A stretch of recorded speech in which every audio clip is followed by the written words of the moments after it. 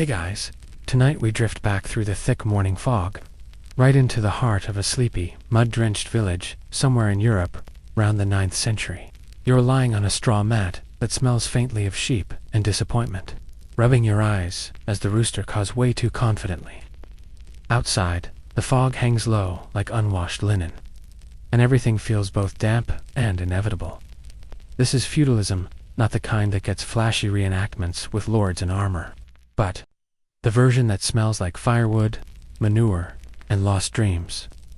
You'll live your whole life in a circle about 5 miles wide, where social mobility is mostly just walking to the next village and marrying someone whose name sounds suspiciously like your cousin's. Survival here doesn't depend on ambition, but on obedience and rain. So, before you get comfortable, take a moment to like the video and subscribe, but only if you genuinely enjoy what I do here. And hey, tell me in the comments where are you watching from, and what time is it? Now, dim the lights, maybe turn on a fan for that soft background hum, and let's ease into tonight's journey together. You step outside, mud oozes through the gaps in your thatch-soled shoes if you're lucky enough to have them. Around you, the village blinks awake slowly, like a tired animal. Chickens shuffle out of their pens. A neighbor who is also your cousin twice over hoists a bucket from the communal well. No one really owns anything here, except the Lord. He owns pretty much everything, and he's not even here. Feudalism begins when people stop asking, why can't we just go back to the empire? And start saying, I guess I'll work this land forever if it means not getting raided this week. After the fall of the Western Roman Empire, things didn't just collapse like a sand castle. They eroded slowly, village by village, until security became a service offered by the swordholders, and in return, you handed over your freedom gently.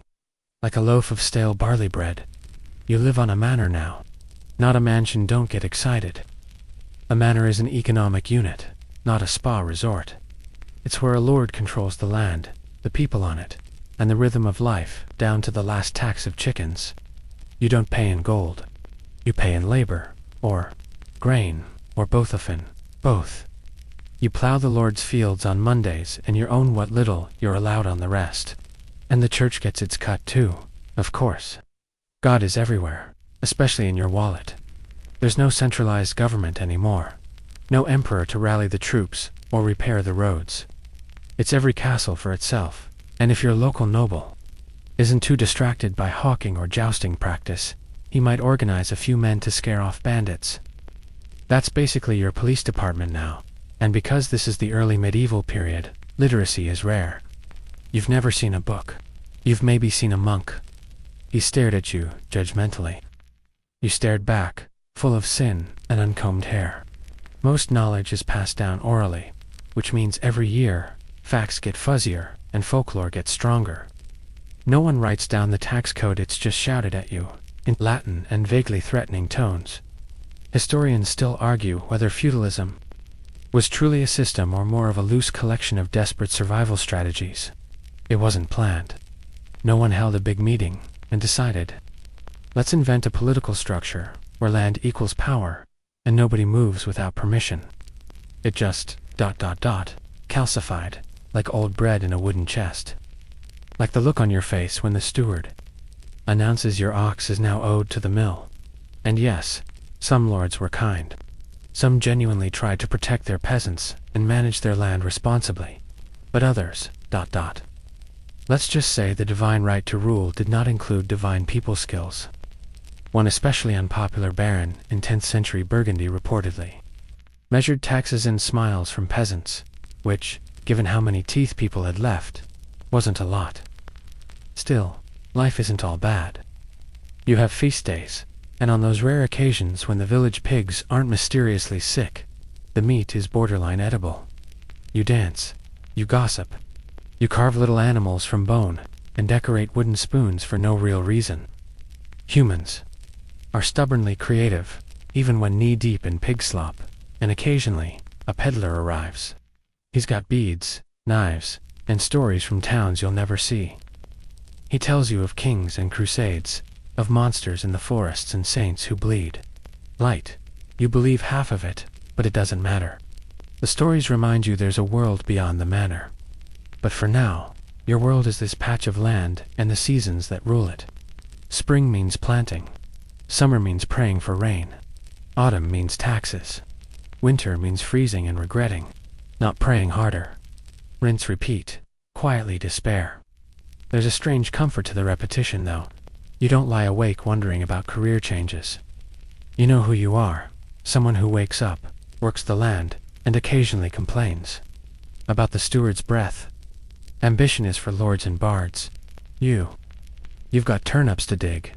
And maybe, just maybe, if you live long enough and squint hard enough, your children's children might be born into a village with a better well or fewer rats. But even that's a gamble. Feudalism is about patience, about existing quietly, about trusting that the system such as it is will keep the wolves at bay just long enough to see another sunrise. And so you trudge back to your cottage. A pig is sleeping in the corner, snoring like it owns the place. You sit beside the fire, which is mostly smoke and little flame, and stare into the embers like you're waiting for something to change. Spoiler, it won't. Not for a while. But change is coming on horseback, in armor, with a scroll of parchment and a very complicated contract. You're on your knees now, literally, in a drafty hall that smells like old meat, stale ale, and damp stone. Before you stands a man in armor that clinks with every movement and squeaks slightly when he turns, clearly not broken in yet. He's the local lord, and you've come to swear fealty. This is the part of feudalism that gets romanticized in movies. All solemn vows and gleaming swords. In reality, your knees hurt, your back's itchy from that wool tunic, and you're trying not to sneeze on his boots. He holds a sword awkwardly over your head, like he's unsure whether to knight you or use it to stir a stew. You mumble an oath in Latin, half in whatever dialect passes for your native tongue, and he nods solemnly, pretending to understand. Just like that, you're his vassal, though the contract is more oral tradition than paperwork. You've promised loyalty and military service. In exchange, he promises land, protection, and the occasional awkward feast. This web of oaths is the glue of feudalism.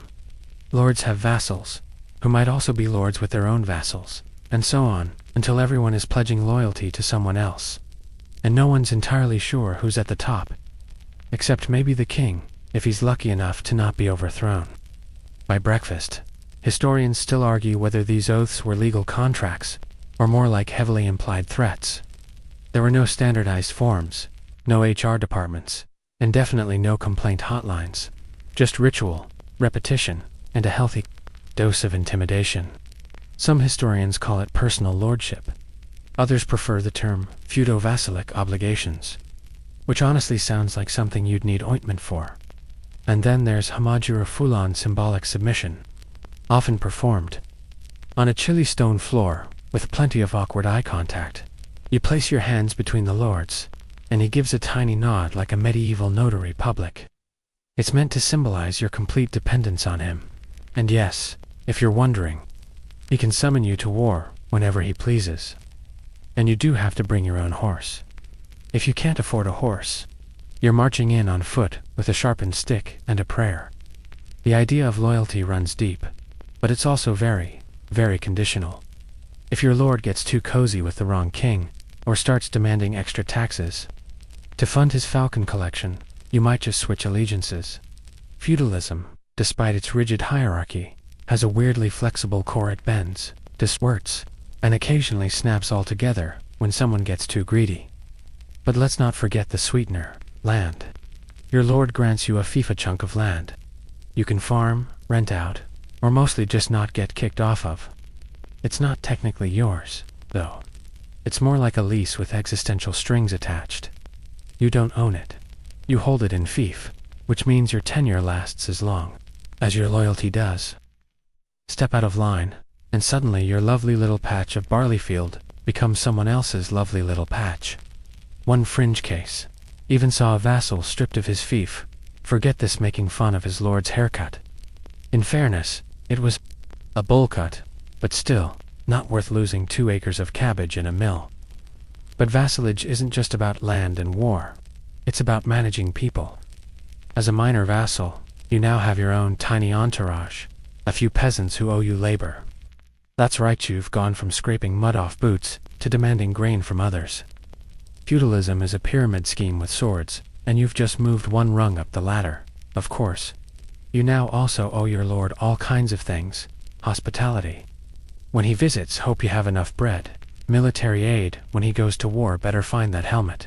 And the dreaded relief payment when you inherit land. Think of it like medieval inheritance tax, but with fewer loopholes and more scowling. Then there's the matter of wardship. If your lord dies, and his heir is too young, guess who takes charge of the estate? Not the kid. The king, or nearest powerful. Noble swoops in and manages it usually badly until the heir grows up. This leads to all sorts of shady behavior, with some kids mysteriously never reaching adulthood. Oops, and marriage. Oh, that's strategic warfare too. If you're a noble, your wedding is less about love, and more about alliances. Your daughter isn't a child. She's a chess piece with a dowry. Sometimes, lords would marry off vassals without their consent. Congratulations, you are now wed to Lady Mildred of Swampshire, a woman with 4 teeth and a terrifying goat. Still, even within this tangled web of duty and awkward ceremony, there's a strange sense of order. Everyone knows their place. Everyone plays their part. You serve your lord, he serves his. And somewhere up the food chain, the king waves vaguely from a distant castle and hopes nobody notices he's broke. And don't be fooled by the shining armor and solemn oaths. Many vassals were hilariously bad at loyalty. They'd pledge fealty to multiple lords at once, then suddenly forget which side they were on in a conflict. In one case, a knight switched sides mid-battle, because the other camp had warmer cloaks and better stew. Feudalism might run on oaths, but it survives on opportunism. So you rise from your oath-taking ceremony, knees sore, hands numb, and brain buzzing with all the new obligations you've just acquired. You're now officially part of the great medieval web. You're a vassal, a landholder, a warrior in training. Whether you like it or not, outside, the fog hasn't lifted. But inside, you feel ... slightly elevated. Maybe it's pride. Maybe it's just the mead. Either way, you've taken the next step in a world that believes every man has a place, and yours now comes with a handful of peasants, a whole lot of responsibility, and one very judgmental lord. You rub your arms as the wind whistles through the hallway, echoing off stone walls so cold they feel like they've been carved straight out of January. Welcome to your new home, a medieval castle. Sort of. More like a glorified fortress with plumbing designed by wishful thinking and architecture based on a deep mistrust of neighbors. But hey, it's got a drawbridge, and your lord lives here, so technically, it's real estate with prestige. From a distance, castles look grand, tall towers, fluttering flags, the illusion of control. Up close, they're damp, dark, and draftier than a philosopher's diary. You tread carefully through corridors littered with Russia's old herbs and straw scattered on the floor to soak up spills, smells, and sins. They're replaced once a season, maybe. There's no central heating, of course. You're kept warm by open fires, which also keep you coughing. Soot clings to every beam, and your breath fogs in the hallways like you're walking through your own personal rain cloud. And despite what storybooks suggest, tapestries don't do much against winter. They just add a bit of color to your slow, relentless freezing. Still, castles feel important. They're symbols of power, more than just homes. These fortresses are built for defense, not comfort. Windows are arrow slits. Stairs spiral clockwise, so defenders can swing swords easily, while attackers trip on their own ambition. There's a moat, of course, ideally filled with water. Realistically filled with mud, frogs, and the occasional regrettable secret. And don't think every lord gets a fancy castle. Some live in manors, basically upscale barns or wooden mountain-bay structures that burn faster than you can say. Norman invasion. Castles made of stone only rise later, built by rulers who want to last longer than a sneeze during a siege. You wander into the Great Hall, the castle's social center, and also its smell center. Here, nobles feast, argue, and pretend to enjoy lute music. Long wooden tables are lined with trencher stale bread used as plates. If you don't eat fast, your gravy soaks through, and your dinner becomes sponge food. Delicious. At one end of the hall sits the high table, where the lord and his family dine, elevated above everyone else. Literally. Feudalism is always about levels. You never forget who's above you, especially when their breadcrumbs fall in your hair. Historians still argue whether castles functioned more as military bases or status symbols. Many were built more to intimidate than to withstand actual conflict. Some lords poured resources into massive curtain walls and gatehouses, while their peasants lived on turnips and quiet desperation. But hey, the stonework looked fantastic. In the center of the courtyard, you spot the well, your lifeline during a siege. A bucket clatters as it hits the water. You pass a few guards who look sleepy, underpaid, and over-armored. Their jingles with every shrug. One of them is clearly wearing his helmet backward. You decide not to mention it, and then you meet the steward. He manages the castle's day-to-day chaos, food supplies, labor assignments, and dealing with vassals who forgot their tribute. Think of him as a medieval middle manager, except with more livestock-related emergencies. He's perpetually stressed, always has ink on his fingers, and his favorite phrase is "not my problem." There's also the lady of the castle, who, contrary to modern depictions, often runs the estate. When the lord is away, which he usually is, hunting or fighting, or having some very political feasts, she oversees the kitchen, the accounts, and the servants. She's busy. She's smart. She's been known to outmaneuver entire raiding parties with nothing but a stern expression and a candle. Your sleeping quarters are upstairs, or rather, up a narrow, spiraling death trap. You finally reach the solar, the private living space. For the noble family, if you're a guest of standing or a servant with a mop, you might catch a glimpse. It's modestly furnished, a chest, a bed with curtains, maybe a table. Luxury is relative. At least it's less smoky. For the rest of us, you sleep in the hall or in the stables. Hay makes a surprisingly comfortable mattress once you get past the occasional flea circus. One lesser-known quirk.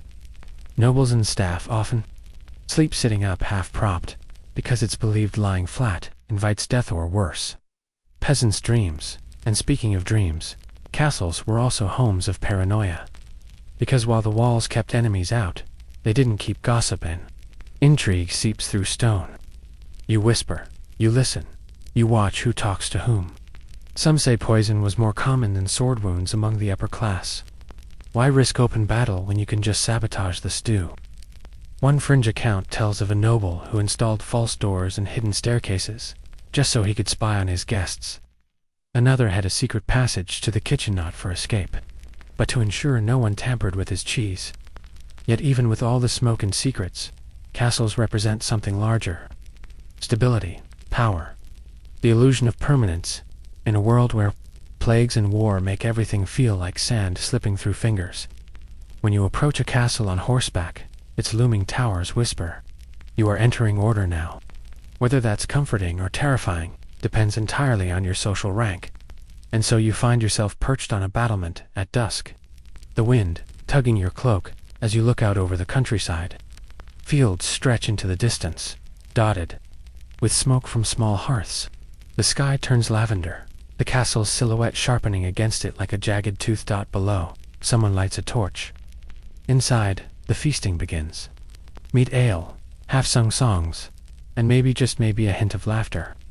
Life in a castle is far from cushy, but compared to the peasant's hut, it's positively luxurious. You wrap your arms around yourself, not entirely sure if you feel safe or just temporarily spared. Either way, your place here is earned by blood, loyalty, or luck. You descend the stairs, torch in hand, ready to join the rest for another smoky, stew-scented evening in your chilly, stone-carved home. You wake to the sound of snuffling pigs. Again, it's not even your pig. But boundaries in a medieval peasant village are more conceptual than physical.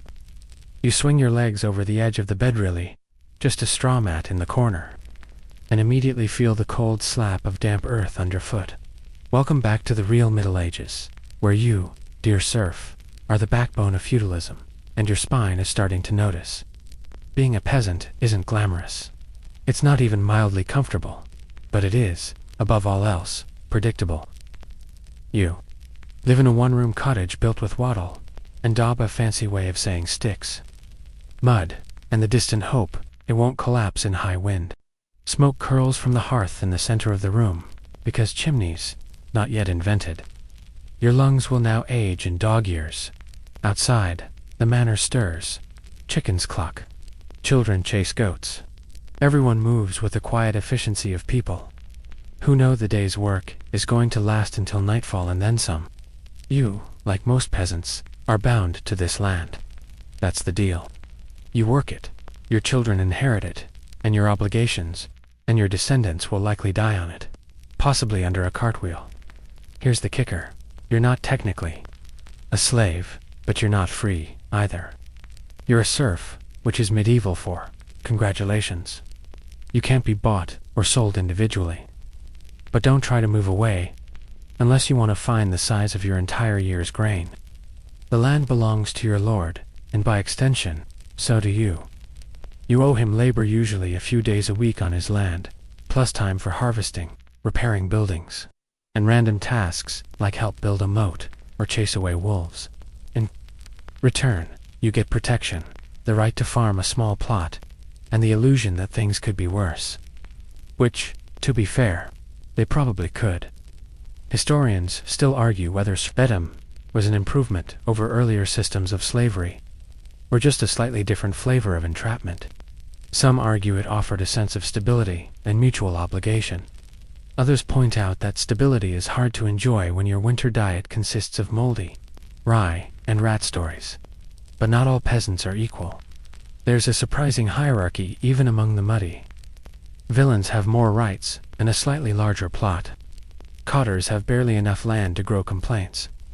Boarders might not even own a cow. And then there are landless laborers, workers who float from village to village like sad, mobile weeds. Still, your life is not devoid of rhythm. You follow the agricultural calendar, an unrelenting wheel of planting, weeding, harvesting, and praying. Spring is backbreaking. Summer is mosquito-filled. Autumn is tax season. Winter is survival mode. And every phase comes with its own local saint's day, which conveniently doubles as a break from work. You'll take it. There's a communal aspect to it all.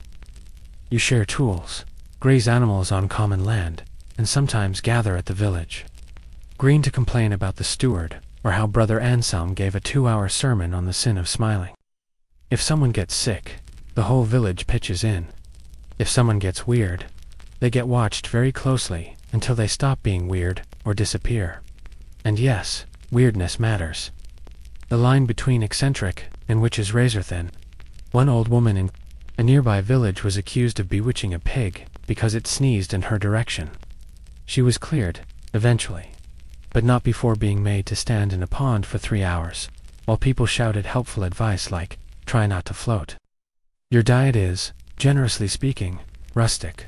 Bread, porridge, leeks, onions, maybe some beans if it's a good year.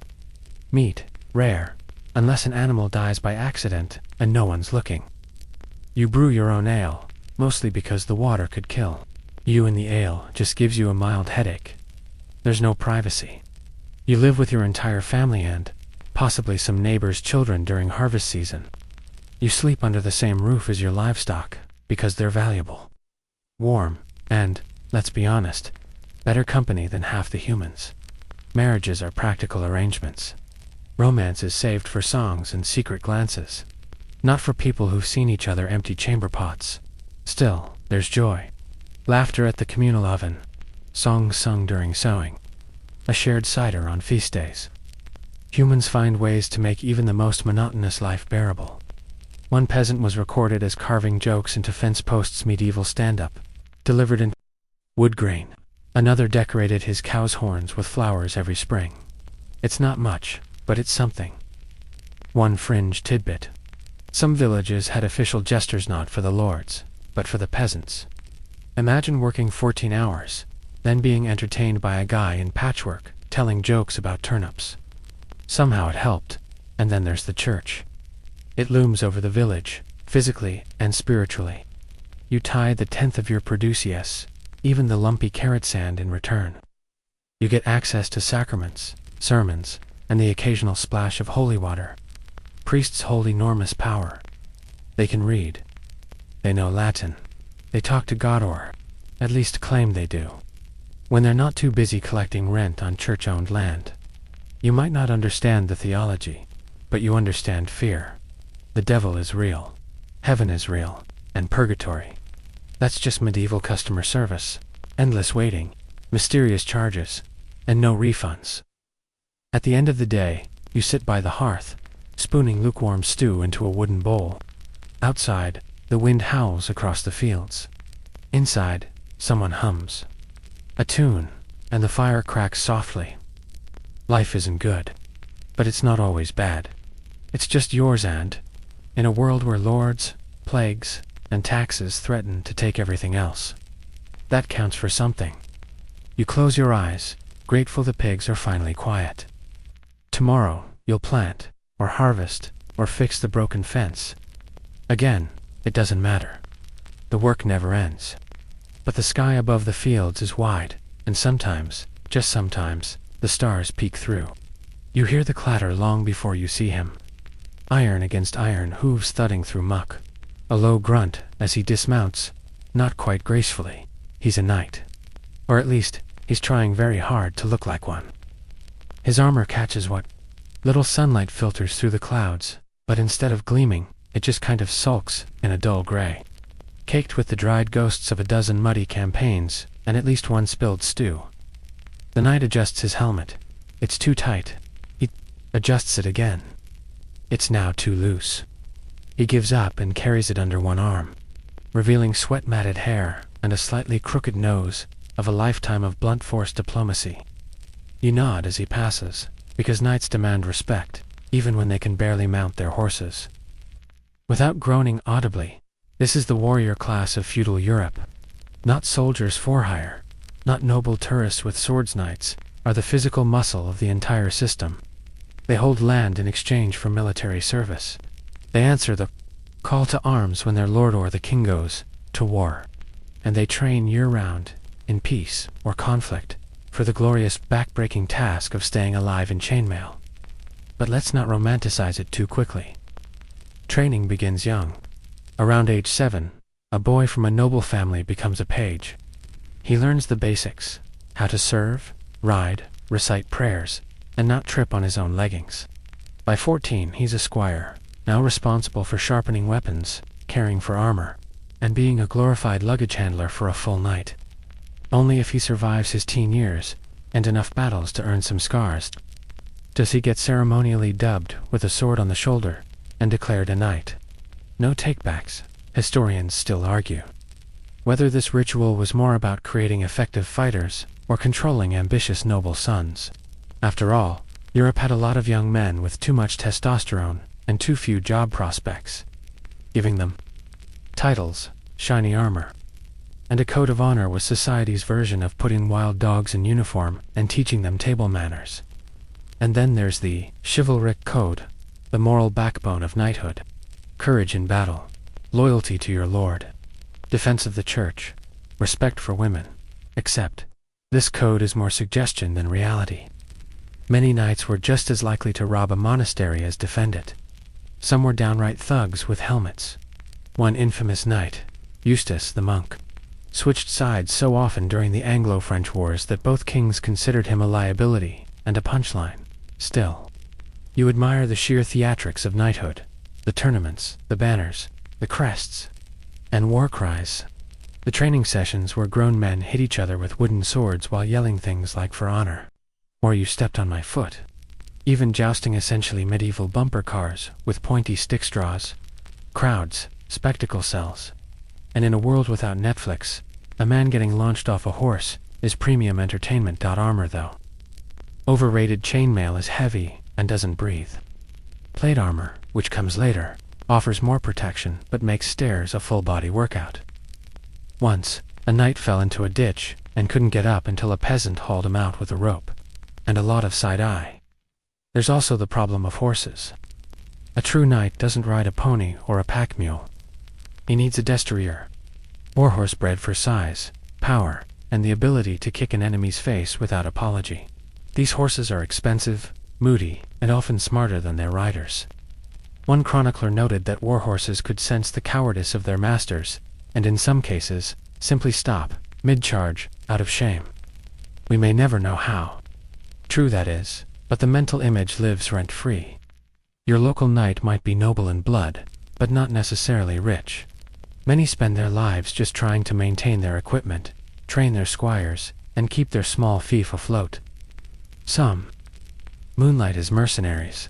Others go off on crusade. Less about spiritual enlightenment, more about land, loot, and adventure. One knight famously funded his entire journey to the Holy Land by mortgaging his manor and selling off his wife's jewelry. He died on day 3. His horse lived on and became a minor celebrity. But not all knights are cut from the same boiled wool. There are banneret's senior knights, who command troops, and household knights, who live with and serve a powerful lord directly. Then there are the poor knights, landless and bitter, who wander from court to court hoping someone needs a sword and doesn't ask too many questions. And yet, for all their faults, knights become legends. Songs are sung, tapestries are woven. Stories are told of gallant warriors rescuing damsels, slaying dragons, and honoring their sacred vows. These stories are often embellished, like a lot, but they serve a purpose. They teach values, they build identity, and they give peasants something to talk about, besides crop yields and tax increases. You pass the knight again, now eating bread that he's holding like it wronged him. He nods curtly, a gesture that implies both hello and don't make eye contact.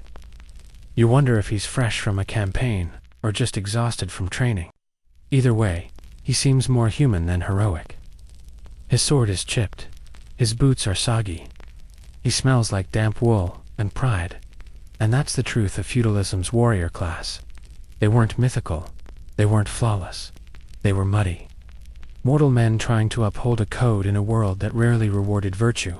They protected their lords, terrified the peasants, and built a reputation that would echo through the centuries. Half history, half bedtime story. As the knight disappears into the stables, you hear him grumble something about his saddle. You smile faintly, realizing that even legends have sore backs and bad tempers. And somewhere, deep inside the castle, another squire is getting yelled at for misplacing a gauntlet. The age of chivalry marches on one clumsy footstep at a time. You step quietly into the cool shadow of the chapel, where sunlight filters through a dusty stained glass window and paints flickering blues and reds across the stone floor. There's incense in the air, thick, sweet, slightly overwhelming. And somewhere ahead, a voice drones in Latin, words flowing like a river you can't quite understand. This is the church. Not just a place of worship, but the real power broker of your feudal world. You tiptoe past a row of wooden pews, some worn nearly in half by generations of elbows and worry. The altar glows with candlelight, and beside it, a priest robes wrinkled, expression stern chants the mass like he's casting a very slow, very repetitive spell. Everyone's kneeling. You kneel too. You don't know all the words, but you know the gestures. Cross yourself. Bow your head. Try not to think about that thing you did last week with the extra goat cheese. Because God is watching, always. And so is the church. Feudalism wasn't just about land and lords. It was deeply, inseparably entwined with the Catholic Church, institution that owned more land than some kings, taxed more efficiently than any government, and terrified even the most armor-clad of nobles. The church isn't separate from feudal society.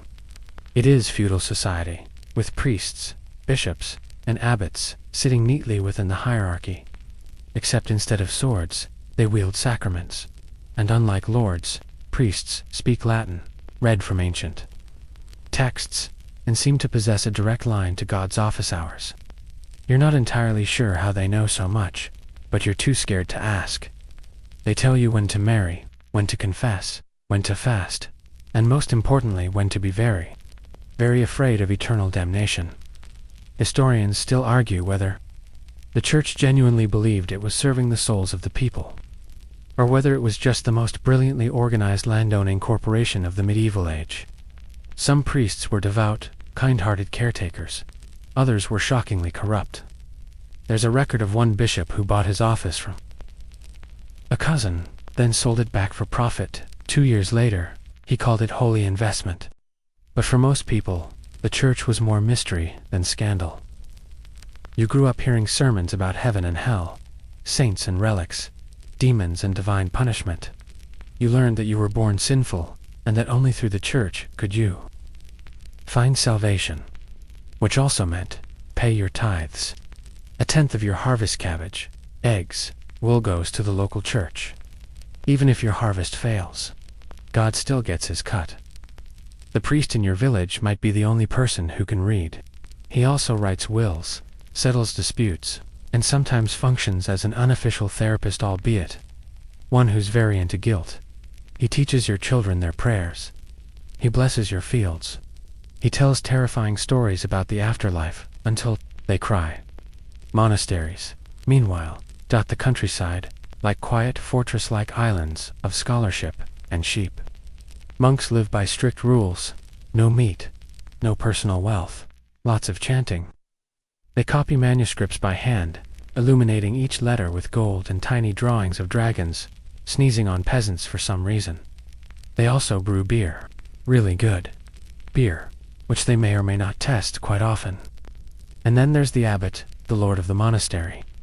He manages lands, collects rents, and occasionally rides around like a minor noble. It's not unusual for a monastery to own multiple villages. So when you give alms, you're not just supporting prayer, you're paying your landlord with bonus holiness. Cathedrals are even more ambitious, gigantic stone structures that take centuries to complete. Their spires stretch toward heaven, and their budgets stretch beyond belief. Entire towns fund the construction through labor and taxes. A single stained glass window might cost more than your entire village earns in a year. But once completed, they dazzle, they inspire, and they quietly remind you who really runs the show. And let's not forget that Pope, God's official representative on earth. He doesn't just wear fancy hats. He can excommunicate kings, launch crusades, and declare who goes to heaven or who doesn't. Popes in this era are political heavyweights. Some were pious reformers. Others threw epic feasts and had more enemies than sense. One fringe tale claims Pope John XII died mid-synth with someone else's wife. Historians can't confirm it, but let's just say the PayPal gossip mill was very active still. For you, the average medieval soul, the church offers structure, meaning, assurance. Life is brutal, plagues kill, lords tax, wars rage. But the church promises something eternal, something that might outlast the mud and the hunger and the pigs. You attend feast days. You walk in solemn procession on holy days. You cross yourself at thunder and bow your head during eclipses. You don't fully grasp doctrine, but you feel it in the air, in the bells that toll over the fields. In the moment a dying neighbor gasps their final confession, and the priest leans close, whispering in Latin and hope. And don't forget relics. Every decent church claims to house a saint's toe, or a thorn from Christ's crown, or a goblet touched by a monk who once made eye contact with a holy man. Pilgrims come from miles around to see these fragments of divinity. You once walked 3 days to touch a bone that turned out to be from a goat. Still counts. You rise from your knees, legs stiff, back aching. The priest is still chanting. You're not sure he's even breathing anymore. Outside, the bells ring again. Another hour, another call to prayer. You return to your work, knowing the church watches over you from above and from within. It blesses your crops. It hears your sins. It names your fears. And maybe, just maybe, when you die, hopefully not from an infected splinter or a cat-related incident, will find yourself beneath those same bells, buried in consecrated ground, with a carved wooden cross and the faint echo of hymns drifting on the breeze. Until then, you tithe, you kneel, you try to live well enough to avoid eternal fire. You also try to avoid Brother Anselm's breath, which smells like onions and spiritual superiority. You wake in the middle of the night, too shouting, not angry, not frightened, celebratory. There's singing, off-key, and enthusiastic. And the sound of someone banging a ladle against a pot like it's a war drum. It must be a feast day, and that means for once you get a break from feudal monotony. A taste of something brighter, louder, and slightly more fermented than usual. The church bell tolls early that morning, not for prayer, but for processions. Today might be the feast of St. Martin. Or maybe it's some local patron with a miraculous backstory involving goats and stigmata. Honestly, no one's entirely sure anymore. The important thing is, you're not working. That alone feels like a minor miracle in the fields. People are already gathering, wearing tunics and dresses, a shade less grimy than usual.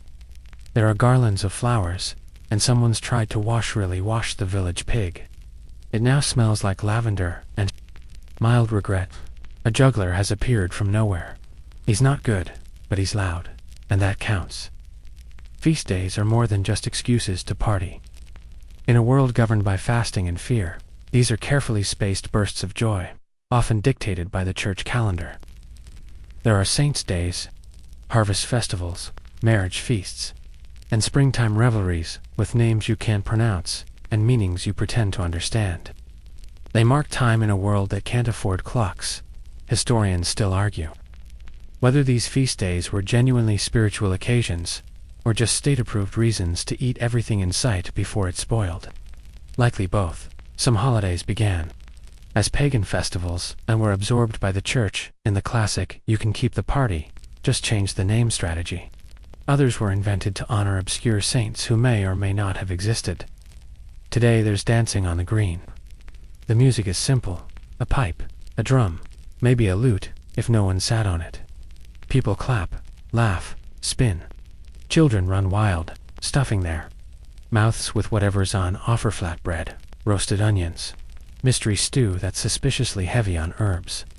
Somewhere, a man is enthusiastically explaining that his great-uncle once saw St. Cuthbert in a dream and was immediately cured of hiccups.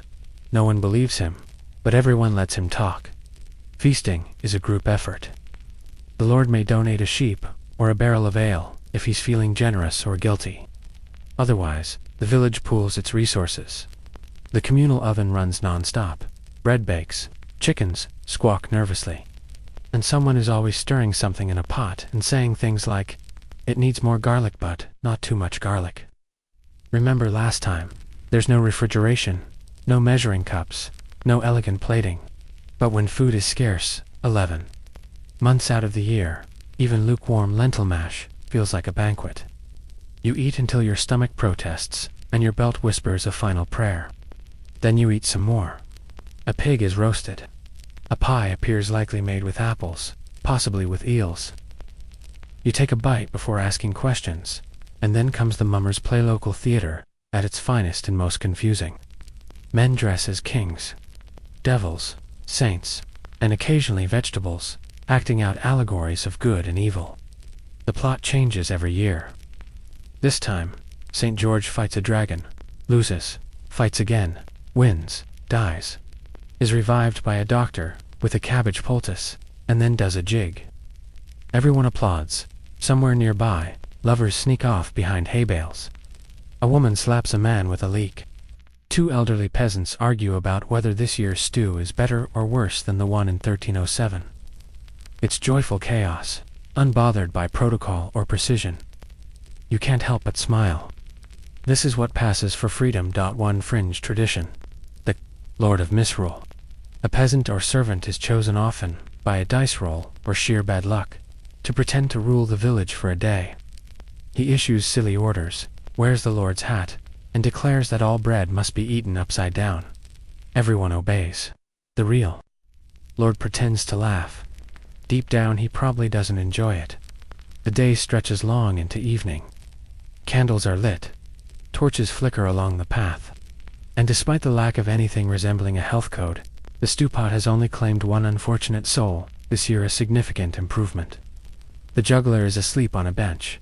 A child pokes him with a stick. No one intervenes. Later, there's a game of mob football. The rules are unclear. The goals are vague. The ball is probably a sheep's bladder. Dozens of villagers chase it across the field, shouting, tackling, occasionally forgetting what team they're on. The only objective seems to be, cause minor injuries, and have fun doing it. For one day, hierarchy softens. Lords drink with peasants. Priests pretend not to notice flirting. Even the steward allows himself a second cup of mead and a small, tightly controlled chuckle. The world feels balanced. It won't last, of course, but for now, it's enough. You sit near the fire, warm and full and pleasantly dizzy. The stars are sharp and cold overhead, and the sound of singing drifts on the wind. It's off-key again, but it's real. And that's rare enough to matter. These feast days are lifelines, moments when the grind pauses, when people remember that they're not just laborers or vassals or sinners. They're humans, capable of joy, silliness, and stuffing far too many pickled turnips into their mouths. Eventually, you drift towards sleep, your head against a sack of grain, the last of the music fading into a hush. Tomorrow the fields will call again, the mud, the taxes, the church bells, they'll all return. But tonight, you dream of dragons and dancing, of saints who cook stew and pigs who sing, and you sleep with the faintest smile curling beneath your soot-streaked nose. You're back in the fields now, but this time, you're not bent over turnips or chasing an escaped goose. No, today you're helping dig something far more permanent, a ditch. Not just any ditch, boundary ditch, because your lord has decided to redraw the lines of his estate. And in feudalism, land is everything. Not just soil, but status, security, and occasionally, the cause of a surprisingly large number of murders. Everything your role, your obligations, even your identities, tied to land, who owns it, who works it, who has the right to ride across it while looking important and pretending not to notice the smell of manure. And today's ditch is part of that grand, muddy ballet. Let's rewind a bit. You see, in medieval Europe, the basic economic unit isn't the kingdom, the city, or even the town, it's the manor. And a manor isn't just a big house with drafty windows and a hound that barks at absolutely nothing. It's a self-contained estate, a patch of land managed by a lord and worked by peasants. Think of it as a mini-country, with fewer flags and way more sheep. Each manor has a central village, surrounding fields, pasture land, woodland, maybe even a mill or a fish pond, if the lord's feeling fancy. You live on this land. You owe labor, or rent, or both. You can't leave without permission, but on the plus side, no one expects you to know what's happening 10 miles away. It's practically another dimension. Historians still argue whether manorialism, the economic system that underpins feudalism, was efficient or just the least disastrous option available in a world constantly one bad harvest away from collapse. What we do know is that it worked for centuries. It kept people fed, if barely. It kept society structured, if stiffly. And it offered just enough hope that you might survive the winter. Inside the manor, land is divided. Some plots to land are worked directly for the lord's benefit. This is where you spend those labor days we mentioned earlier, toiling away on fields you'll never harvest for yourself. Other plots tenant land are yours to farm in exchange for rent or service. If you're lucky, your piece is decent. If not, it's rocks, weeds, and a particularly judgmental crow. Your neighbors might be free peasants, who owe fewer services and can sometimes pay rent in cash, or villains, who are semi-free and pay in both labor and produce. Then there are cotters and boarders, scraping by with slivers of land barely big enough to grow pessimism. There's also a steward, the lord's estate manager, who keeps meticulous records on wax tablets and seems to appear out of nowhere whenever someone tries to plant turnips on unauthorized soil. He's got that look of a man who hasn't smiled since the last coronation and considers carrots a security risk. Then there's the reeve, a peasant, elected or coerced into managing the other peasants. He's the middleman, the enforcer, the guy who reminds you your ox broke the communal plow last week, and it's definitely your turn to fix it. No one really likes the reeve, but they also don't want the job. Manors run on routine. Every year, the 3-field system keeps things spinning. 1 field for autumn grain, one for spring planting, one left fallow to rest. It's not high-tech, but it works, mostly. Crop rotation matters when your only fertilizer is cow-based, and your only pesticide is divine intervention. And then there's the commons shared land for grazing livestock. It sounds lovely, but try coordinating 40 villagers, 90 animals, and one sad fence. If someone's goat eats someone else's barley, suddenly you've got a feud that lasts 3 generations and ends with someone cursing their enemy's granddaughter's wedding. One fringe tradition: beating the bounds. Once a year, the community walks the boundaries of the manor, smacking landmarks with sticks to remember where property lines lie. Children are sometimes whipped not out of punishment, but to help them remember the borders for the rest of their lives. Nothing reinforces geography like mild trauma. And let's not forget mills. If there's one on your manor, it belongs to the Lord. You must grind your grain there. You must pay a fee. And if you try to use your own hand mill, that's illegal. Lords don't mess around with monopoly rights. One noble even had a peasant fined for trying to dry oats on a communal rock. You were warned. All of this, the fields, the fees, the fences gets recorded in the manor court, a local institution where villagers settle disputes, confess to minor offenses, and get fined for things like letting your pigs wander, brewing weak ale, or stealing that one duck. You know the duck. It wasn't even your duck. Court days are part legal system, part social event. Everyone gathers. The steward sits smugly. The reeve reads out names. Fines are handed out like bread crusts. Someone inevitably forgets their oath and gets glared at by the priest. You just nod a lot and try not to look guilty, even if your chicken did lay eggs on someone else's roof. The manor isn't just a place. It's a rhythm. Seasons pass. Land gets tilled, sowed, harvested. Children grow up into laborers. Elders pass stories by the hearth. Lords may change. War may come. But the manor stays, grounded in mud and routine. It's not glamorous, but it works, mostly. And so you finish digging the ditch. It's crooked, shallow, already filling with water. But the steward nods. The reeve checks his wax tablet. This ditch is now a border, an official line. And in a world where lines matter more than lives, that's no small thing. You stand, stretch your back, and squint into the sun. Tomorrow, you'll weed the barley field. Next week, you'll help repair the manor's fence. And in a few months, you'll walk the bounds again, stick in hand, pretending to know exactly where the property ends and the wilderness begins. The land may not be yours, but it's where you were born, where you labor, where you laugh, love, eat, pray, sleep, and when you die, it's where you'll be buried, beneath the same soil you spent a lifetime trying to coax into generosity. The wind shifts as you ride, or rather bounce your way along the rutted road between villages. The cart creaks like it's composing a dirge for its own demise, and your horse, bless its shaggy patience, has decided to stop for every interesting pebble. Still, you press on. Because today, you're traveling, and in the feudal world, that's anything but ordinary. Travel, in your time, is slow, risky, and often smelly. But it's also essential. Lords ride to oversee their scattered manors. Merchants haul goods from town to town. Pilgrims walk for weeks toward holy sites. Messengers gallop from castle to castle with news that's already 2 days stale. The roads are alive, if cautiously, with motion. Your journey might only be a few miles, but that's enough to require a lot of planning.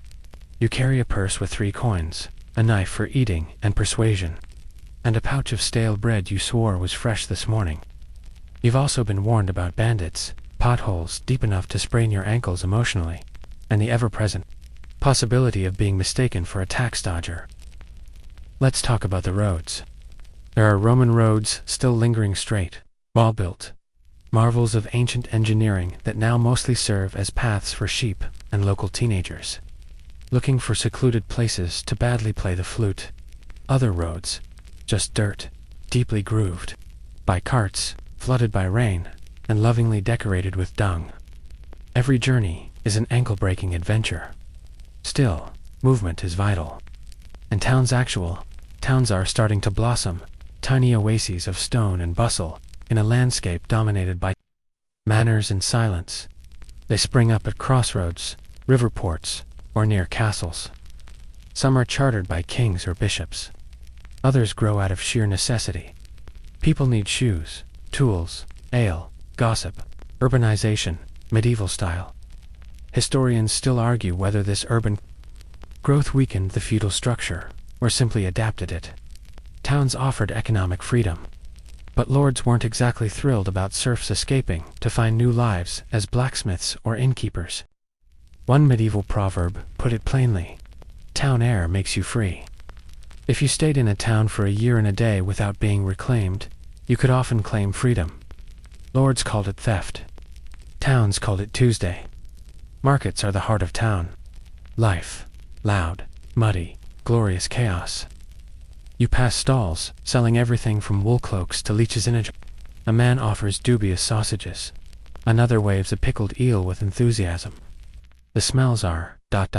mixed, but the sense of energy is undeniable. People haggle, shout, flirt, and argue over spices like their reputations depend on it. Coin replaces barter. Here, and with coins, comes the merchant, classcrafty, adaptable, vaguely suspicious. These aren't nobles, but they're powerful in their own right. They form guilds to regulate trade, set prices, train apprentices, and throw suspiciously. Elaborate feasts.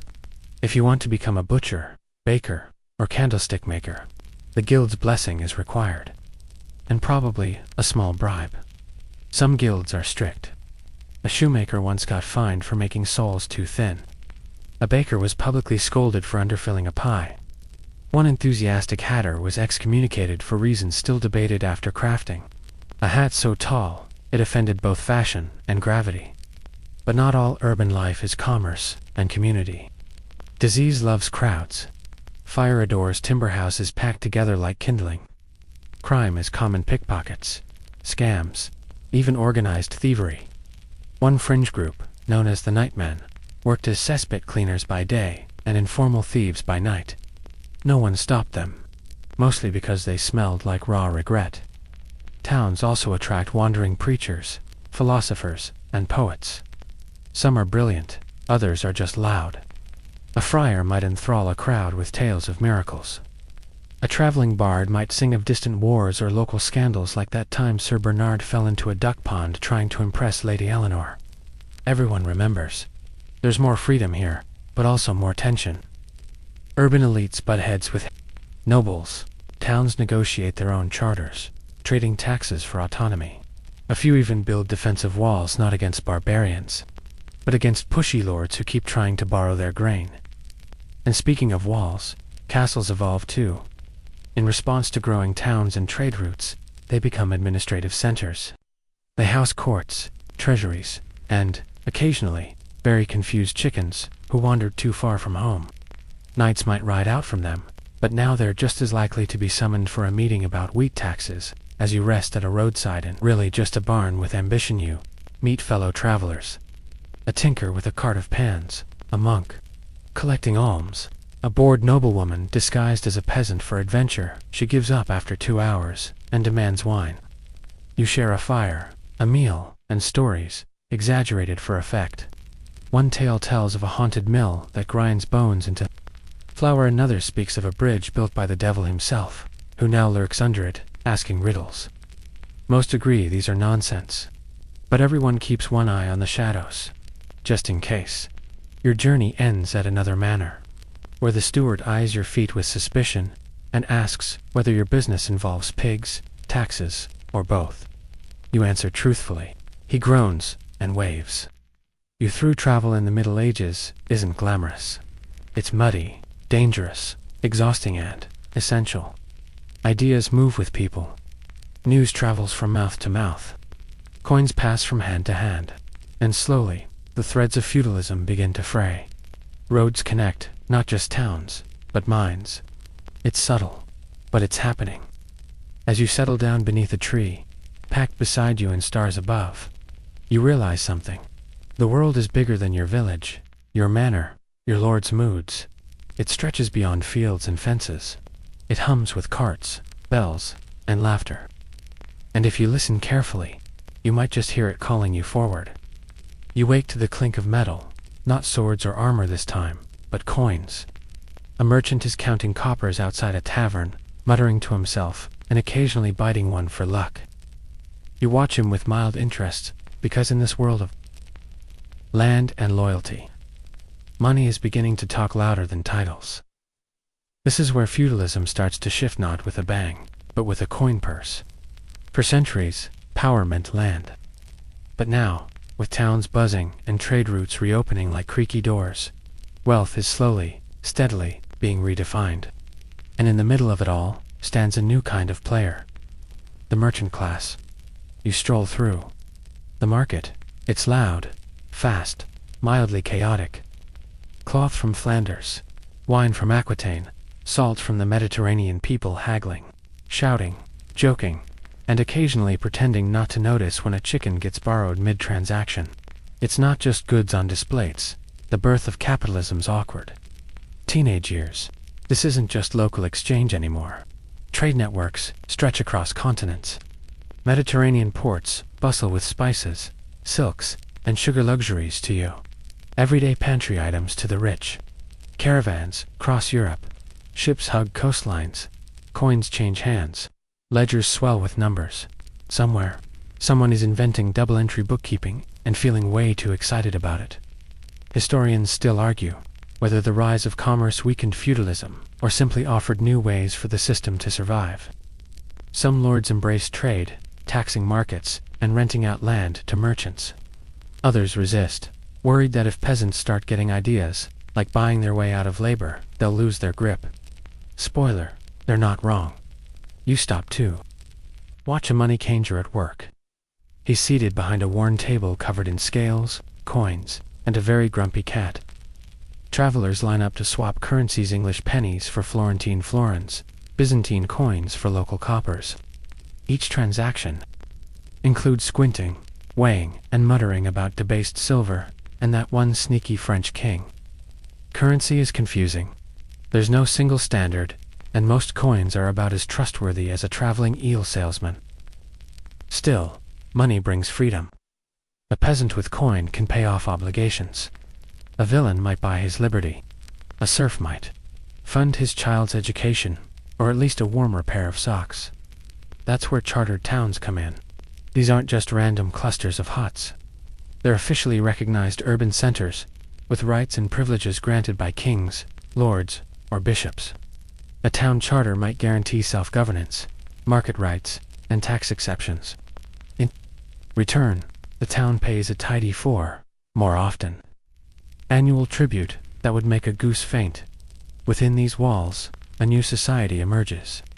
Guilds organize trades, councils enforce rules, wealth buys influence, and somewhere between the butcher and the candlemaker, someone starts referring to themselves as middle class. Quietly, of course, so the barons don't hear. You enter a merchant's shop, and it feels like stepping into another world. Shelves creak with wares, bolts of cloth, imported glass, spices in tiny pouches. A bored apprentice stirs something that might be dye or might be soup. The merchant is sharp, well-dressed, and more concerned with supply chains than saints. He mentions Venice, Genoa, Bruges, places you've only heard of in rumors and long, tedious sermons. He's a bourgeois, technically still below the nobility, but catching up fast. He doesn't own land, he doesn't swing a sword, but he does own 3 warehouses, a ledger full of names, and a dog that wears a little hat. Power is changing shape, but it's not all profit and progress. The church eyes wealth with suspicion. Profit, after all, smells dangerously close to usury, which is sin-adjacent, especially if you're charging interest. That's how the Jewish communities often come into play, barred from owning land or joining guilds, but permitted to lend money. It's a precarious position, tolerated for usefulness, persecuted at convenience.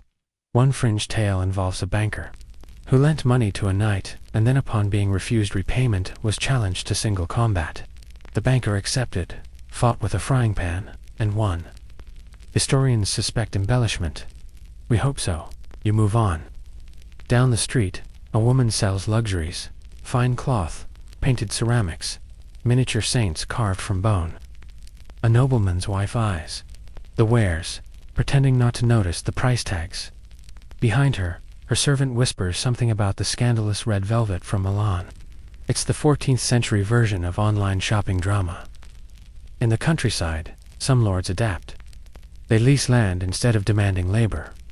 They convert manorial dues into cash rents. The manors become more businesslike.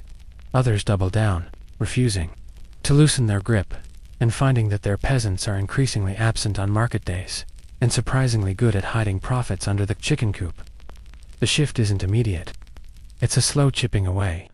Money enters the bloodstream of the feudal world like a drop of ink in water. It doesn't replace the system overnight, but it stains it, alters it, makes it just porous enough for something new to start growing. And with money comes mobility. A blacksmith's son might move to a city, become a guildmaster, and marry well. A poor widow might run a successful alehouse and loan money on the side. Entire families pivot from field to shop, from lord's ledger to merchant's balance sheet. The latter doesn't vanish, just gets a few more rungs. That night, in a crowded tavern, you watch a merchant tell a joke about a nobleman, a monk, and a barrel of herring. The room erupts in laughter not because the joke is good, it isn't, but because it feels safe to laugh. Money's changing the rules. Slowly, but noticeably. The barkeep slides you a drink. Ale warm and slightly fuzzy. You sip, and think about how the world is shifting underfoot, over ale mugs, through coins and contracts. Land still matters. Bloodlines still matter. But money. Money is starting to matter more. And tomorrow, another cart will creak out of town. Another ship will leave port. Another ledger will gain a new name. And someone, somewhere, will get a little richer, just enough to annoy a noble, impress a bishop, or buy a nicer hat. You're knee-deep in mud again, but this time, it's not your field. It's the battlefield. You weren't exactly invited, more like conscripted, handed a pike, and told to stand in a line that doesn't look even remotely confident. The air smells of sweat, fear, and that one guy who had beans for breakfast. Welcome to the military side of feudalism, where loyalty means answering the call to war, even if your idea of combat is chasing geese with a broom. War, in the medieval world, isn't constant, but when it arrives, it's messy, personal, and incredibly disorganized. Feudal lords are expected to fight for their king, and in turn, their vassals are expected to fight for them. That chain reaction means that if your lord gets summoned to battle, you might get dragged along, whether you're a hardened knight or just really good at sharpening pitchforks. Your feet squish as you march. This campaign has no real uniforms, just banners and family crests fluttering in the breeze-green lions. Red falcons, a very smug-looking hedgehog. The chain of command is loose. The orders vague, and morale somewhere between mild dread and can I go home now. Feudal armies aren't professional in the modern sense. They're patchworks, knights in armor, retainers on foot, mercenaries with questionable allegiances, and levies peasants like you dragged from fields to serve their required 40 days of military service. After that, technically, you're allowed to leave. In practice, no one's counting. And even if they were, they lost the calendar back at the river crossing. Historians still argue whether these levies were remotely useful or just warm bodies to intimidate the enemy. In some cases, peasants held their own. In others, they fled at the first clash of metal, dropping their weapons and dignity alike. One chronicler describes a battle where 100 men ran from a single knight because he coughed very loudly. Knights, of course, dominate the show. Mounted, armored, heroic at least in theory. They charge into battle with banners flying, lances lowered, and horses that cost more than a monastery. But when mud's knee-deep and the enemy has longbows, well, all that glitters is very much stuck. Speaking of longbows, the English longbowmen become a game-changer. At battles like Agincourt and Crecy, commoners with bows devastate armored knights from a distance. It's democratized death, and it shakes the foundations of the noble warrior class. If a peasant can shoot down a knight from 200 yards, what does that say about chivalry? But archers weren't always respected. In fact, they were often placed far from the main camp. Their pay was lower. Their teeth were fewer. One French knight is recorded as calling them cowards with strings. That same knight later died with 3 arrows in him. Poetic justice. Warfare evolves, too. Sieges become the medieval version of long, awkward family standoffs. You surround a castle, cut off supplies, throw dead animals over the wall, maybe tunnel under the foundation, or catapult flaming barrels filled with something that smells like failure and old cheese. If you're inside the walls, you ration food, reinforce the gates, and pray a lot. Siege warfare isn't glamorous, it's slow, grim, and often smells terrible. There's a recorded incident of defenders in a French town hurling bees' nests at attackers.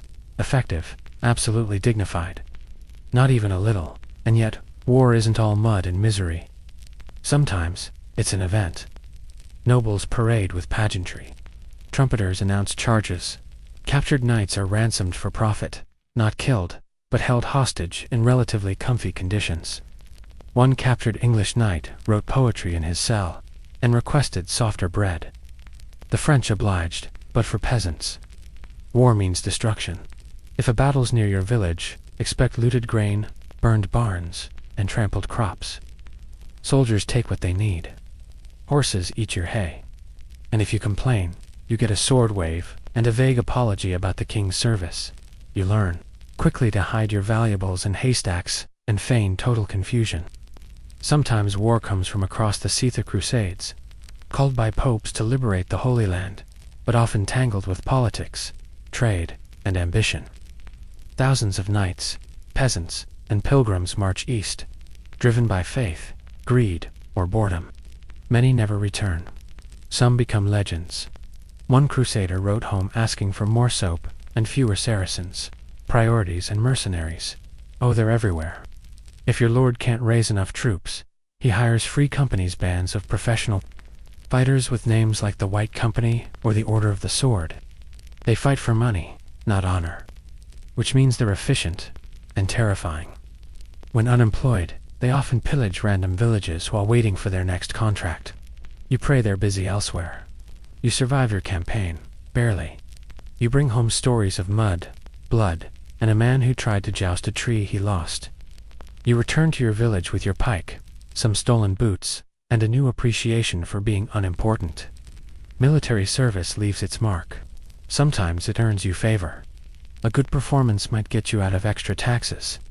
A great performance might even get you land if your lord's very generous, or very dead. But most of the time, you return to your old life, slightly limper, slightly wiser, and oddly proud.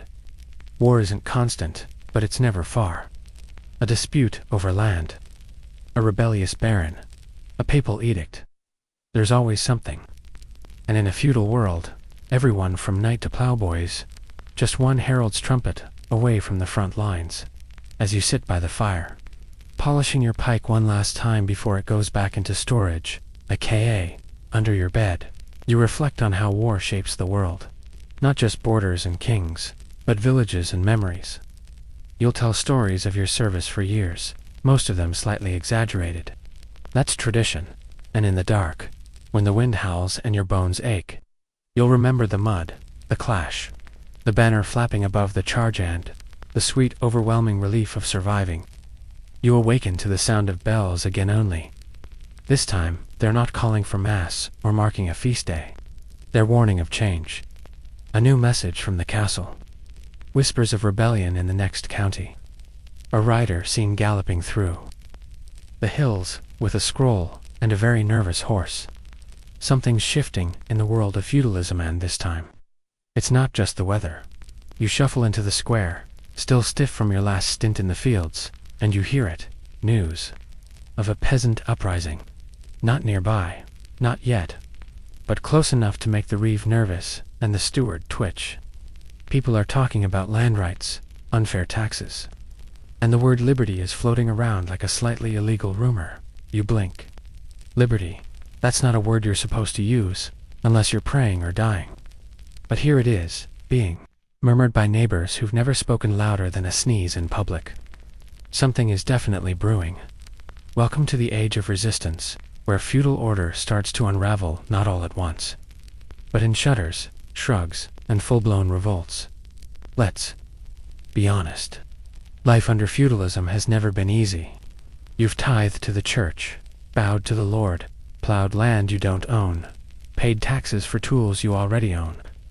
And now, after surviving war, famine, and Brother Thomas's sermons, you're being told to cough up more, that last straw. It's made of pure frustration. Across Europe, this discontent sparks uprisings. In France, there's the Jacquerie. In 1358, peasants rising in violent revolt after years of war and crushing taxes. They're angry, poorly armed, and wildly uncoordinated. Still, they make their point before being slaughtered by noble cavalry. Brutal, yes, but not forgotten. England sees its own storm in 1381. The peasants' revolt, led by a former soldier named Wat Tyler. It starts with a tax protest and ends with thousands of villagers marching on London, demanding justice, fair wages, and an end to serfdom. Historians still argue whether it was a revolution or a very noisy petition, but it shook the foundations of English feudalism to its ivy-covered roots. The rebels even meet with King Richard II, then a teenager with fantastic hair and very little grasp of real politics. At first, he promises reform. Then Wat Tyler is mysteriously stabbed. The rebels scatter, and the king quietly forgets everything he said. Royal amnesia, very contagious in the 14th century. Still, something changes. The authorities crush these uprisings, but fear lingers. Lords start to negotiate. Serfdom slowly declines.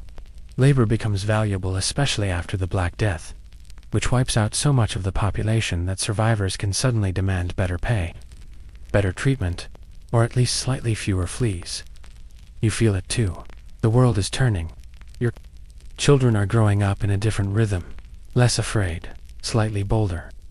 They talk about traveling to towns, becoming apprentices, even reading. Reading. What next? Toning socks with both feet still intact. One fringed tale claims a band of peasants wrote their own charter, nailed it to a tree, and declared their village an independent free shire of Peasantopia. It lasted 3 days, and ended with an argument over who got to keep the official cow. Still, the idea of freedom is catching on, and it's not just the peasants stirring. Even nobles are getting restless. They resent royal taxes. They bicker with bishops. Feudal lords start fighting each other like squabbling siblings, and kings attempt to rein them in with new laws, councils, and occasionally very heavy fines disguised as festive gifts. Legal systems grow teeth. Common law in England, Roman law revivals in the Holy Roman Empire. These frameworks begin to offer order, not based on personal loyalty, but on written codes. Courts expand. Royal power consolidates. Feudal bonds weaken. You see the effects trickling down. More written contracts. More documents with fancy wax seals. More people pretending to understand Latin. The old verbal promises, "I serve you, if you protect me," start to look quaint. Like dried flowers pressed in a book no one reads anymore.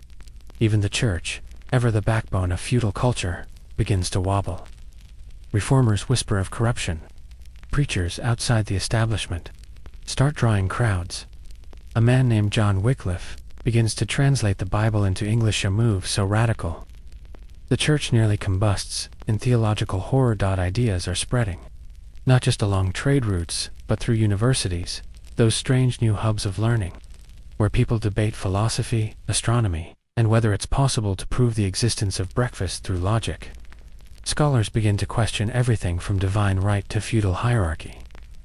You don't understand it all, but you feel the tremors underfoot. One night, you sit with neighbors around a fire. No feasting, no dancing, just quiet talk. One man speaks of how his son earns wages in town now, not grain. A woman says her niece married a miller and moved away, like a leaf blown off the tree. No one says it outright, but everyone feels it. The rules are changing, not quickly, not evenly, but steadily. You return to your cottage and stare at the hearth. You think of the oath your father swore to his lord. You think of your own labor dues. Then you think of your daughter, who just announced that she wants to learn too. Read so she doesn't end up like Grandpa, who thought a fox was a priest for 2 years. Progress, indeed. Feudalism isn't gone, but its seams are stretching. Its pillars creak. The revolts, the laws, the books, the towns these little movements are tugging at its edges. And you're living through the slow, muddy miracle of a system unraveling, not with thunder, but with murmurs. And as you drift to sleep, your dreams feel different, not just of harvests and hearths, but of roads, letters, coins, and maybe, someday, freedom. Not in banners or speeches, but in the quiet way a child asks, "Why do we do it this way?" And no one quite knows how to answer anymore. You don't notice the end when it arrives, not all at once, anyway. No trumpets, no parchment declaring. Feudalism has been officially discontinued. Please collect your manorial bonds at the exit. It's more like a shift in weather, subtle, persistent, and oddly damp. You wake to the same chores, the same chickens, the same suspiciously lumpy porridge. But something's changed. Not in your cottage, but in the world beyond it. A world you once barely thought about, now beginning to leak through your thatched roof like a draft of ideas. The year is somewhere in the late 1400s, though you're not great with numbers past 12, and the late medieval world is tilting. Not collapsing, exactly, but transforming. Like an old tree that doesn't fall, just grows in a new direction. You're still in a rural village, still under a lord's domain, but now you hear new words. Capital, republic, parliament. No one's quite sure what they mean, but they sound important and possibly taxable. And that lord of yours, he's changed too. Oh, he still rides about in furs and brocade, but now he's more interested in trade deals and royal court politics than whether your chickens crossed onto his domain.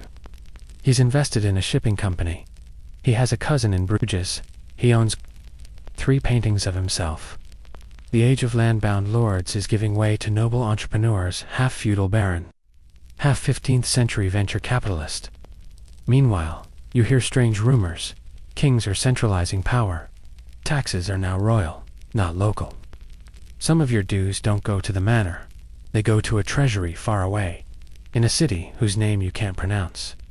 Bureaucracy is growing. There are officials who've never touched a plow managing agricultural quotas by quill and ink. Historians still argue whether this new governance style was brilliant or just an elaborate way of making peasants confused. You remember when your reeve used to handle disputes about geese and grain. Now disputes involve things like property, assessment rolls, and transport permits. The steward still frowns just as much, but now he does it behind a wooden desk covered in paperwork. He hasn't smiled since parchment got more expensive. The church, once the unwavering spine of your life, has its own cracks. Not just whispers, now open criticisms. Preachers challenge its power. Townspeople scoff at indulgences. Someone said a German monk is writing things that might make Rome cry. You don't know what Reformation means, but the priest looks nervous every time it's mentioned. Your neighbor's son just returned from university with books. Real books, not just Bibles or sermons. Books about science, politics, even something called economics. He says trade is power now, not land. He says cities are the future. He says a man in Italy is painting things so real, they look like windows. He also says serfdom is structurally obsolete, which makes you blink and reply, well, good luck planting that. One fringed tale swirls about a nobleman who dismissed all his villains and turned his land into sheep pasture. Just sheep, numbered people, apparently. Wool exports are that profitable. This enclosure movement hasn't hit your village yet. But you hear the stories of peasants being pushed off lands their families worked for centuries, of hedgerows rising where cottages once stood, of sheep living better than people. Meanwhile, the towns, those noisy, smoke-belching clots of humanity, keep growing. They don't just hum anymore, they roar. New guilds, new professions, new buildings taller than 3 goats stacked high. Some towns have clocks, now giant mechanical beasts that strike the hour whether you're ready or not. You visit once, and feel like a haystack in a hurricane. Inside these towns, you find a strange species. The urban citizen. They speak differently. They wear shoes with no mud on them. They own ledgers. Some even drink wine with fruit in it. You ask one how many acres he owns, and he rents, trades, earns. Land means little to him. The world has moved on, and yet in the countryside, echoes of feudalism remain. The old obligations haven't fully vanished. There are still lords, still fields, still people who bow when the baron passes, but something feels brittle, like a tradition that's still standing, because no one's quite dared to knock. Then comes the printing press. You've heard of Itan invention that stamps ink on paper like magic. Suddenly words travel faster than armies. Ideas multiply like rabbits. One pamphlet questions noble privilege. Another explains crop rotation. A third suggests, maybe just maybe you don't have to obey, just because someone wears a shiny hat. Historians still debate whether the printing press is what finally ended feudalism or simply lit the fuse that had already been smoldering. Either way, it changes the game. Knowledge is no longer just in monasteries or nobles' libraries. It's in alehouses, market stalls, even your neighbor's suspiciously literate cat. And then comes gunpowder. Not the kind monks used for fireworks, but real, castle-cracking gunpowder. You hear of sieges where massive cannons level stone walls that once seemed eternal. Fortresses crumble. Warfare evolves. Knights in shining armor become walking targets. The age of the mounted noble warrior is ending not with honor, but with a very loud boom. You watch all this from your familiar perch, the edge of a barley field. Your hands still know the rhythm of harvest. Your feet still find the paths worn by generations. But your mind is wandering further, wondering what comes next. Feudalism didn't end with a guillotine or a speech. It faded, slowly, unevenly. Some regions clung to it well into the modern era, like a threadbare cloak passed from elder to child. Others tossed it aside in favor of trade, kingship, and ambition.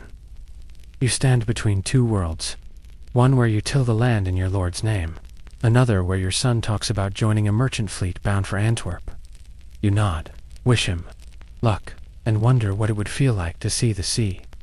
And so, with barely a whisper, the old ways loosen, like frost melting from thatch, like ropes untied from posts. You're still a peasant, worker, dreamer, but no longer bound and quite the same way. The Lord still sits in his hall, but you're learning to stand straighter. The fog hangs low over the fields, this morning thick, quiet, soft as woolland as you walk the edge of the pasture. It's easy to forget just how much has changed. The old patterns are still here. Sunrise, labor, seasons, supper. But beneath them, the old world is fading, and the new one glimmers faintly, like the first light behind mist. Once, the manor was everything. Now, it's just part of the landscape, an aging relic with crumbling battlements and too many empty rooms. The steward still collects rents, but now he uses parchment instead of memory, and you get a receipt with your grain quota. Progress. You pass the village green and see children chasing a ball, not chores. Their laughter rings out, unbothered by oaths of loyalty or land tenure agreements. Their parents speak of wages, not tithes. And somewhere in the square, someone mentions rights like the right to move, to marry without permission, to own tools. Even land, these things that once felt like gifts, now sound suspiciously like entitlements. And if you pause long enough, you hear the buzz of ideas traveling farther than any feudal horse ever could. The local tavern's still sticky, still drafty, livelier than ever. A man from the city is staying here, full of strange stories. He talks of kingdoms consolidating, of royal courts passing laws no lord can override, of national identity and centralized taxation. You pretend to understand, nodding solemnly while chewing your ale bread, but the gist is clear. Power is moving up from lord to king, from fief to state. In some places, kings call parliaments, asking townspeople to advise on governance. Not peasants like you, don't get ahead of yourself, but wealthy merchants and landowners. Still, it's new. unsettling. For centuries, power meant bloodlines. Now it's increasingly tied to wealth, influence, and knowing Latin. Historians still debate whether this centralization of royal power marked the true end of feudalism, or simply changed who sat on top of the pyramid. Some say monarchs broke feudal bonds with bureaucracy. Others say they just rebranded vassalage with fancier paperwork and more velvet. But back in your village, the changes feel less dramatic, more granular. Like how your neighbor now hires day laborers instead of calling in traditional feudal obligations. Or how your lord's son left for law school instead of knighthood. Or how the local priest was recently replaced not by a monastic order, but by a university-trained clergyman who occasionally quotes Aristotle and uses the word syllogism like it's seasoning. Meanwhile, the Renaissance tiptoes in from the south mostly, through art, trade, and the occasional expensive book. Someone in town has a copy of a new humanist text, written in a mix of Greek, Latin, and smugness. You flip through it once. The letters look like dancing ants. You decide maybe the old psalms are good enough after all. Your cousin has just returned from a trip to Florence, and he swears he saw a dome larger than the Lord's Manor, and paintings that look exactly like people, and a machine designed to fly. He also got food poisoning, but he glosses over that part. Still, his eyes sparkle with something you can't quite name. Curiosity maybe, or ambition. And then there's printing, now churning out books so fast it makes monks sweat. Every tavern has at least one pamphlet nailed to the wall. One claims the world is round. Another insists taxation without representation is tyranny. You have no idea what representation means, but it sounds expensive. The sheer volume of voices is dizzying, and for the first time in history, even the peasantry starts to sense that knowledge might be for them. 2. You lean against the old village well, still half believing the whispers about its magical depths. And you watch two teenagers argue over whether the earth revolves around the sun. 10 years ago, they'd have argued over whose goat ate whose cabbage. Times have changed, but not everything's rosy. The shift from feudal labor to a cash economy brings winners and losers. Some peasants rise, becoming smallholders, traders, even landowners. Others fall behind, priced out, displaced by enclosures, or outcompeted by wealthier farmers. You see more beggars in the streets, more theft, too. And some of the old safety nets, feudal obligations to provide food or shelter, are gone. And don't get started on the taxes. Oh, they're still here. Just more complicated now. Collected by royal officials in town, not local lords. With new names like hearth tax, poll tax, or export levy. You miss the simplicity of owing your lord 3 chickens and a week's labor. Now you owe a clerk a number you can't calculate for reasons no one will explain. Still, the world feels bigger. You've met people from beyond your shire. You've seen printed words. You've touched coins from Spain. You know songs that originated in France. Your identity, once tied to your village and your lord's favor, now feels portable. And one night, as the stars rise and the fields shimmer silver in the moonlight, you lie in your bed still, rough straw, still creaky frame, but your dreams wander far. You dream of ships crossing oceans, of towers scraping the sky, of libraries that smell like cedar and ink, of children who ask questions you never would have dared to speak aloud. Feudalism isn't dead yet. In some corners, it still breathes, stubborn and mossy. But its grip is loosening, and the people is lowly. Steadily are stepping into something new. Tomorrow, you'll rise and hoe the fields again, but you'll also visit town. You'll hear news from foreign lands. You might even buy a book, or at least a loaf of bread wrapped in one. You're no longer just a tenant in someone else's world. You're becoming part of history. The sun sets slow, tonight dragging gold across the rooftops, softening the corners of the old manor house, the chapel spire, the familiar dirt path winding through wheat that's nearly ready to harvest. You watch it from your doorway, rough, hands resting on a wooden frame you built yourself, and you feel it in your bones. Something is ending, and something else, not yet named, is quietly beginning. You've lived your entire life within the fading rhythm of feudalism. You were born under obligation, your labor tied to land that wasn't yours, your loyalty pledged by birth rather than choice. You bowed to your lord. You tithed to your priest. You worked the land, raised children, buried neighbors. The village watched you grow old, as you watched it shrink and change. And now, you pay rent, not fealty. You sell your crops for coin, not barter. You choose when you work, more or less, and who you work for. The steward still rides through once a season, but more out of habit than authority. The Lord's son has gone to court. The manor is quiet. Its great hall echoes with memory and moths. You see your grandchildren in the square running, laughing, arguing about something to do with stars and ships and a new city rising beyond the river. They speak quickly, freely.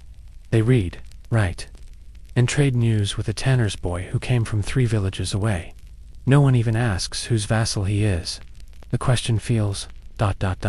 outdated. Change didn't arrive with fire or revolt. It seeped in through contracts, coin, war, plague, rebellion, and parchment.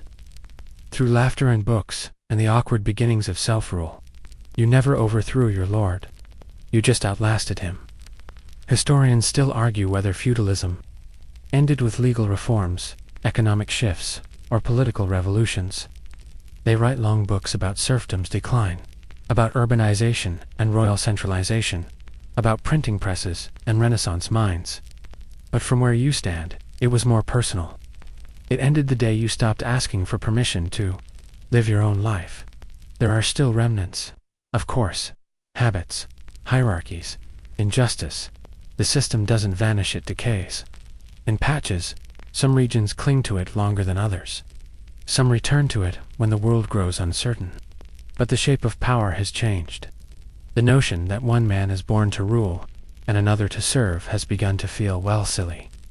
You think of all the old oaths once spoken beneath banners and torches. You think of your father's calloused hand resting on a plow, of your mother kneeling before a priest, of the countless harvests, debts, and festivals that defined your youth. And you smile not in mockery, but in recognition. That world was real, hard, sacred, and now ... Complete tonight. Your house is quiet. The hearth glows with gentle warmth. A pot simmers. Your oldest grandchild sits nearby, scribbling in a ledger, muttering about wages and shipping schedules. You have no idea what half of it means, but you like the sound of it anyway. You step outside one last time, breathing in the cool evening. Air owls stir. Crickets begin their nightly orchestra. A wagon creaks past, headed toward the town. The driver nods. You nod back. Neither of you says a word. There's nothing to explain, only to witness, and as the stars bloom, overhead bright, sharp, and countless, you let the silence hold you. You remember a world of lords and vassals, of banners and burdens, and you let it drift away, like smoke rising from a final candle. Feudalism is not dead, but you have outlived it. So here you are, at the edge of it all. The fields are quiet now. The manor sleeps. The echoes of lords and knights, of oaths and obligations, fade into soft memory. The world you've wandered through tonight, muddy, loud, sacred, strange, is gently slipping beneath the waves of time. You breathe deeper now. Let your shoulders loosen. Feel the weight of centuries slide off your back. All that tilling, bowing, building, surviving done. The past rests now folded like a wool cloak at the foot of the bed. You've walked through it slowly, felt it, underfoot, smelled the hearth fires, the damp hay, the candle wax. And now, finally, you're allowed to set it all down. The stars are still out. They blink in their old patterns. No more banners, no more heralds. Just the night, cool and calm. Your breath is slow.